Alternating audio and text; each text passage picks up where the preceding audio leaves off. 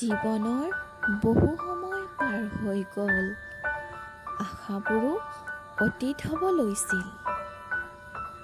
কিন্তু মোৰ হৃদয়ৰ নিভৃত কোণত লুকাই থকা সেই যে কিবা এটা কৰাৰ হেঁপাহখিনি মামৰে ধৰা নাছিল। সময়বোৰ যদিও কমি আহিছে, মই ভাগৰা নাই। হোৱা মই চুবলৈ গৈ আছোঁ মোৰ লক্ষ্যস্থান।